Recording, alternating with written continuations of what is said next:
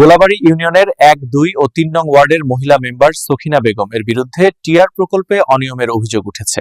বিস্তারিত প্রতিবেদনে গোলাবাড়ী ইউনিয়নের ১, ২ ও ৩ নং ওয়ার্ডের মহিলা মেম্বার সখিনা বেগমের বিরুদ্ধে টিআর প্রকল্পে অনিয়মের অভিযোগ করেছেন স্থানীয় লোকজন। জানা যায়, টিআর প্রকল্পের আওতায় ইউনিয়নের বিভিন্ন রাস্তা সংস্কারের উদ্যোগ নেয় স্থানীয় প্রশাসন।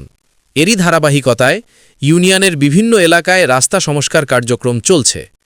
সরেজমিনে গিয়ে দেখা যায়, গোলাবাড়ী ইউনিয়নের ১ নং ওয়ার্ডের মেহারি বটতলা হতে পল্টন পাড় যাতায়াতের রাস্তাটিতে যথাযথ মাটি ভরাটের পরিবর্তে ফসলি জমি গর্ত করে সামান্য পরিমাণ মাটি দিয়ে দায়সারাভাবে কাজ শেষ করা হয়েছে।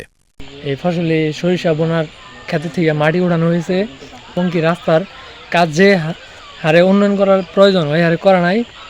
রাস্তায় মাটি ফেলার জন্য কৃষকের আবাদি জমিতে গর্ত করে এবং আবাদকৃত সরিষা ক্ষেত নষ্টের অভিযোগ করেছেন জমির মালিকরা।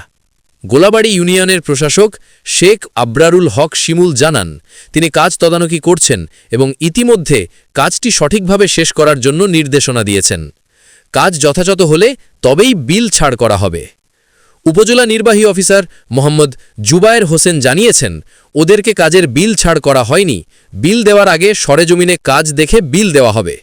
এ ব্যাপারে গোলাবাড়ী ইউনিয়নের ১, ২ ও ৩ নং ওয়ার্ডের মহিলা মেম্বার সখিনা বেগমের সাথে একাধিকবার যোগাযোগ করা হলে তিনি কোনো উত্তর দেননি।